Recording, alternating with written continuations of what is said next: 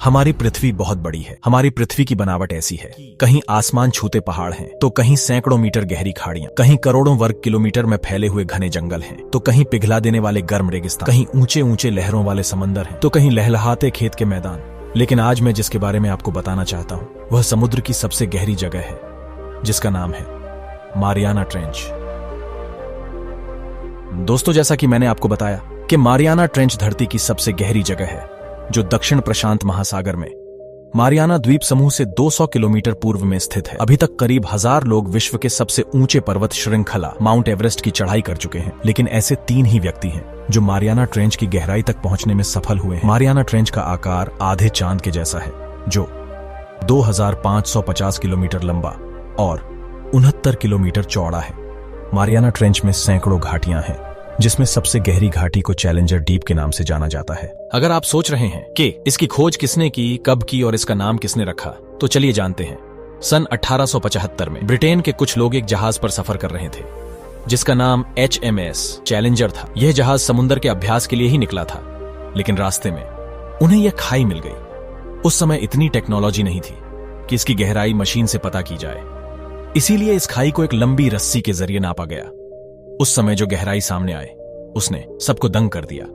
यह 8 किलोमीटर जितनी थी, लेकिन जब 1951 में इसकी गहराई फिर से नापी गई, वह भी एडवांस टेक्नोलॉजी के साथ, तो इसकी गहराई लगभग 11 किलोमीटर के आसपास आई।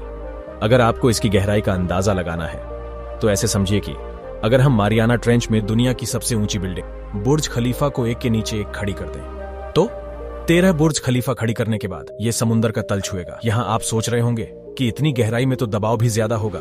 तो हां, अगर किसी इंसान को चैलेंजर डीप में ले जाया जाए तो उस पर 100 हाथियों के वजन जितना दबाव पड़ेगा। सन 1960 ईस्वी में जैक्स पिककार्ड और डॉन वॉल्स इस खतरनाक खाई में जाने वाले पहले व्यक्ति बने। उन्हें चैलेंजर डीप के आखिरी बिंदु तक पहुंचने में 5 घंटे का समय लगा। चैलेंजर डीप में उन्होंने 20 मिनट जितना समय बिताया। अंधेरे के कारण वो कुछ रिकॉर्ड न कर सके, इसीलिए वो वापस लौट आए।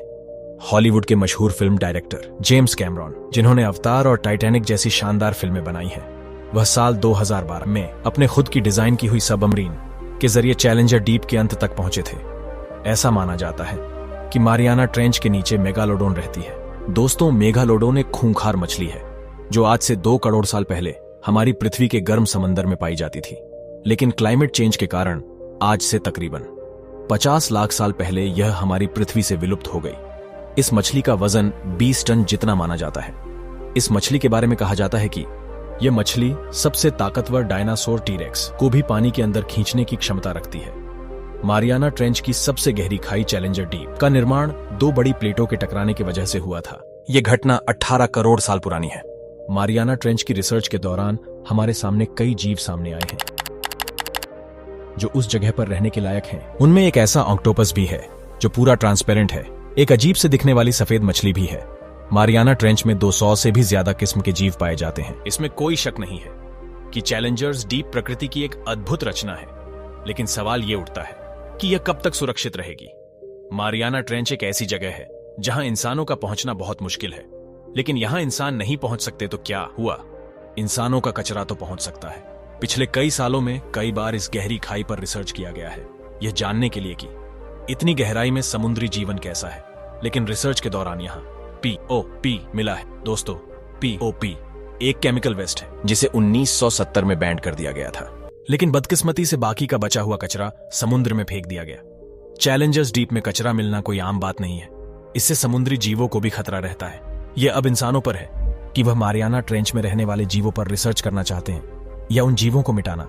दोस्तों, कमेंट में जरूर बताइएगा कि अगर आपको मारियाना ट्रेंच में जाने का मौका मिले तो क्या आप जाएंगे या आप समंदर के ऊपर रहना पसंद करें।